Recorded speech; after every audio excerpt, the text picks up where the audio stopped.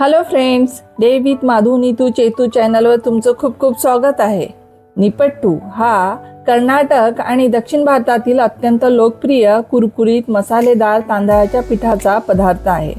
खास करून फेस्टिवलला, दिवाळी किंवा संक्रांतीला निपट्टू हा पदार्थ बनवला जातो.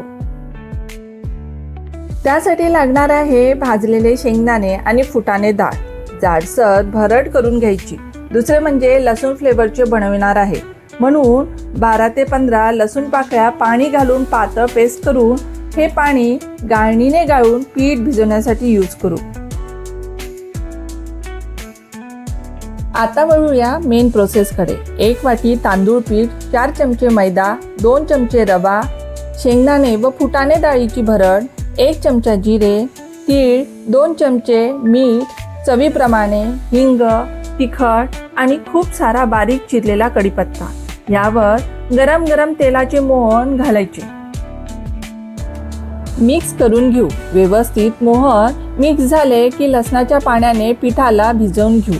पीठ भिजवताना खूप घट्ट किंवा पातळ भिजवायचे नाही. नॉर्मल सॉफ्ट, लाटायला इझी होईल असे, आणि 30 मिनिटं रेस्ट देऊ. दिसायला उत्तर भारतातील मटरीसारखाच, पण चवीला वेगळाच असतो. निपट्टू वेगवेगळ्या फ्लेवरचे बनवले जातात. मसाला निपट्टू, कढीपत्ता निपट्टू, प्लेन निपट्टू, लसूण निपट्टू. अर्धा तास रेस्ट झाल्यावर तेलाचा हात घेऊन पिठाच्या गोळ्याला पुन्हा मळून घेऊ आणि त्याचे एकसारखे छोटे छोटे गोळे करून घेऊ. आंध्र प्रदेशात याला चेकालू तर तामिळनाडू त्याला थत्तई म्हणून ओळखले जाते. पण यात रिजनल व्हेरिएशन आहे. यात सारखेपणा आहे तो तांदळाच्या पिठापासून बनवलेले हे क्रॅकर्स डीप फ्राय केले जाते. हे क्रॅकर्स लाटण्यासाठी प्लास्टिकचा यूज करू शकतो, पण मी इथे बेकिंग पेपर यूज करत आहे. ह्या पिठाचा गोळा डायरेक्ट लाटला तर पोपाटाला चिपकतो आणि भरड असल्याने पुरी फाटण्याची शक्यता असते. छोट्या छोट्या पुरी लाटून डायरेक्ट तळून हे निपट्टू बनवू शकतो, पण मला एकसारखे शेपचे आवडतात. त्यासाठी वाटी किंवा कटरचा यूज करू. लाटताना हे थोडे जाड लाटायचे, खूप पण नाही, पण जाड असायला हवे. थोडे निपट्टू लाटून तयार झाले की तळायला सुरुवात करायची.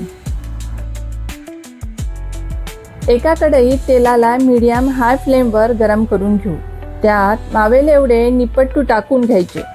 तेलात वर आले की फ्लेम मीडियम लो करून पलटून घेऊ. फ्लेमला कमी जास्त करत उलटून पालटून दोन्ही साईड छान तळून घेऊ. वा, काय सुगंध येतोय! हे निपट्टू खूपच क्रिस्पी आणि टेस्टी असल्याने खूप केले तरी जास्त दिवस डब्यात राहत नाही, लगेचच संपतात. याचा यूज पापडी चाट बनवण्यासाठी पण करू शकतो. सध्या मुलांना उन्हाळ्याच्या सुट्ट्या लागलेल्या आहे. छोट्या भुकेसाठी काहीतरी चटरपटर हवे असते, तर मोठ्यांना पण चहासोबत स्नॅक्स हवे असते. असे स्नॅक्स रेडी असेल तर टेन्शन राहत नाही. नक्की ट्राय करा ही रेसिपी. आवडल्यास आवडीने लाईक, शेअर, सबस्क्राईब आणि कमेंट्स करायला विसरू नका.